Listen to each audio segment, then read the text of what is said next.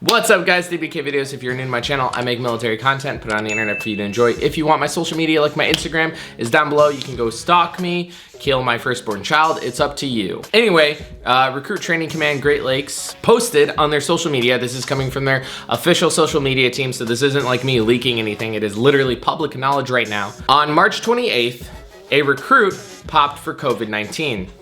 If you guys have been living under a rock, there's pretty much a pandemic going around the entire world right now, stemming from this guy eating bat soup in China. But yeah, this is crazy news because if you guys have been through a boot camp before, even if you haven't been through Navy boot camp, it is like being sardines packed into a little container. You are around people all the time. You are very close to people all the time. There's this saying in the military called when you get in like one single line, one single column, it's called nut to butt, which is the layman's term for it. But however, it means you're pretty much this far away from the person standing in front of you. Of course, they isolated the recruit and then did primary contact. So what a primary contact is, anyone who've like spent time with that recruit at all is also gonna be isolated for a minimum of 14 days. He's now chilling at the VA hospital, which is down the street.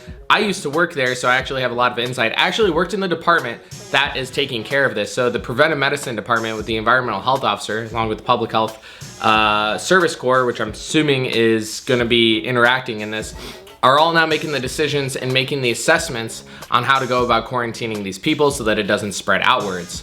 As you guys could imagine, the mass fallout there would be if this spread outwards, because it would just delay everyone getting to the fleet.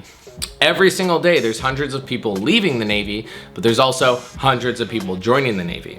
So with all these people leaving, these recruits are expected to graduate on time so that we can adequately fill these billets. That's why we're calling back inactive reserves. If you guys don't know, they started calling back inactive reserve corpsmen and our medics pretty much across all branches. Doing HYT waivers, high year tenure. So if you were gonna get kicked out for not picking up rank, this doesn't apply to you. Getting kicked out for PFA failures, you're pretty much getting waived to stay in across the board because they want bodies to fight this pandemic. We already started doing ROM, which is restriction of movement. So on March 26th, which is before this guy popped positive, everyone was already in a 14-day quarantine when they first arrived at boot camp anyway. Everyone's practicing social distancing. They're being made sure to wash their hands, wash their sheets, all that. Trust me, if anyone's gonna be enforced to do social distancing, it's recruits. You can tell people like, hey, wash your hands, but as soon as they leave work and they go home to their like wife and kids, who knows what they're doing? Recruits, you can monitor them 24/7, so you can guarantee they're doing exactly what they need to do at all times. Official Recruit Training Command released, while a positive COVID-19 test is not desirable, RTC was prepared for this situation and have both the facilities and medical support to quarantine those affected and maintain the safety of our overall Recruit Training Command force. The recruits of today are the foundation of the future Navy. The continued safe training of our recruits, the transformation of citizens into sailors, is vital to the sustained security of our nation.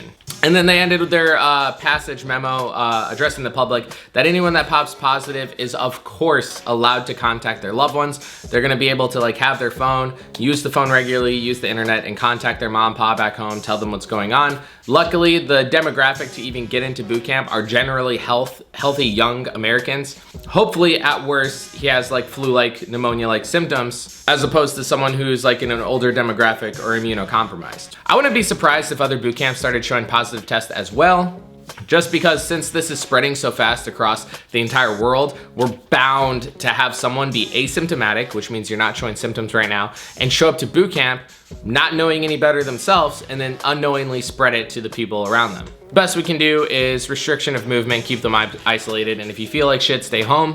But yeah, if you guys want to stay up to date on these sort of events, how they affect the Navy, subscribe to this channel down below, and I'll let you guys know anything that pops up. I'll see you in the next one.